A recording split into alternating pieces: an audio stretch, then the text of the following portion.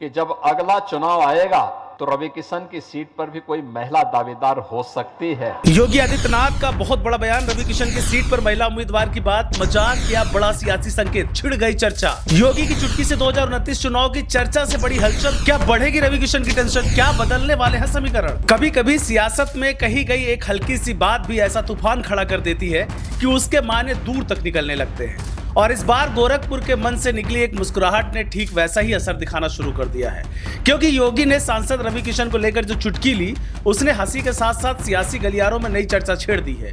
और हर कोई ये समझने में जुटा है कि क्या ये सिर्फ मजाक था या फिर इसके पीछे कोई गहरा इशारा छुपा हुआ है। दरअसल गोरखपुर में आयोजित कार्यक्रम के दौरान योगी महिलाओं के सशक्तिकरण और उनकी बढ़ती भागीदारी पर बात कर रहे थे। तभी उन्होंने मुस्कुराते हुए कहा, जब अगला चुनाव आएगा तो रवि किशन की सीट पर कोई महिला उम्मीदवार हो सकती है। और मैं मानता हूं कि जब अगला चुनाव आएगा तो रवि किशन की सीट पर भी कोई महिला दावेदार हो सकती है। ये सुनते ही पूरा हाल तालियों और हंसी से गूंज उठा। लेकिन योगी यही नहीं रुके, उन्होंने तुरंत एक और लाइन जोड़ दी कि देखिए, लोग भी चाहते हैं कि आपको छुट्टी मिल जाए।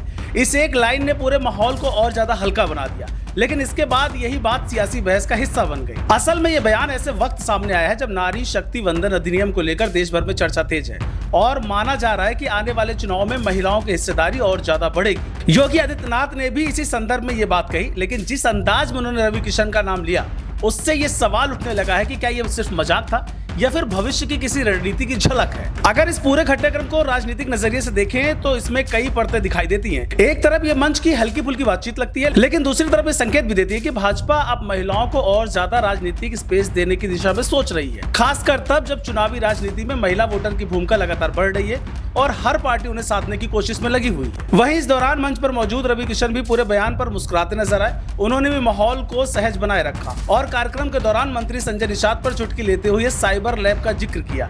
यानी मंच पर जहां एक तरफ गंभीर मुद्दों पर बात हो रही थी तो दूसरी तरफ नेताओं के बीच हल्की नोकझोंक भी चलती रही, जिसने पूरे कार्यक्रम को अलग रंग दे दिया। लेकिन राजनीति में हर बात का एक समय और संदर्भ होता है और यही वजह है कि योगी का ये बयान अब अलग अलग तरीके से देखा जा रहा है। कुछ लोग इसे सामान्य मजाक मान रहे हैं तो कुछ इसे आने वाले चुनावों के लिए एक संकेत के रूप में देख रहे हैं, क्योंकि 2029 का जिक्र खुद मुख्यमंत्री ने किया और महिला उम्मीदवार की बात भी उसी संदर्भ में कही गई। इसके साथ ही योगी आदित्यनाथ ने अपने संबोधन में प्रदेश में बदलते हुए माहौल का भी जिक्र किया और कहा कि अब उत्तर प्रदेश में उपद्रव नहीं बल्कि उत्सव का माहौल है। उन्होंने कार्यकर्ताओं को यह भी चेताया कि किसी भी ऐसी गतिविधि से बचे जिससे विरोधियों को मौका मिल सके।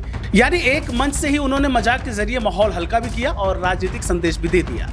अब अगर इस पूरे घटनाक्रम को एक लाइन में समझे तो ये बात साफ नजर आता है कि सियासत में हर शब्द के मायने रखता है और जब कोई बड़ा नेता मंच पर कुछ कहता है तो उसके कई अर्थ निकाले जाते हैं। यही वजह है कि योगी की इस चुटकी ने चर्चा को जन्म दे दिया है और अब ये देखना दिलचस्प होगा कि क्या ये बात आगे चलकर सिर्फ एक वायरल क्लिप बनकर रह जाती है या फिर सियासी रणनीति की कहानी का हिस्सा बनती है, क्योंकि उत्तर प्रदेश की राजनीति में हर मुस्कान के पीछे भी एक संदेश छुपा होता है और वही संदेश अब लोगों को सोचने पर मजबूर कर रहा है। नौ उत्तर प्रदेश के लिए ऋषभ की रिपोर्ट। देश दुनिया की हर बड़ी सटीक और भरोसेमंद खबर के लिए अभी विजिट करें हमारी वेबसाइट nowuttarpradesh.com और nownoida.com, क्योंकि यहाँ सिर्फ सुर्खियां नहीं बल्कि पूरी जानकारी मिलेगी।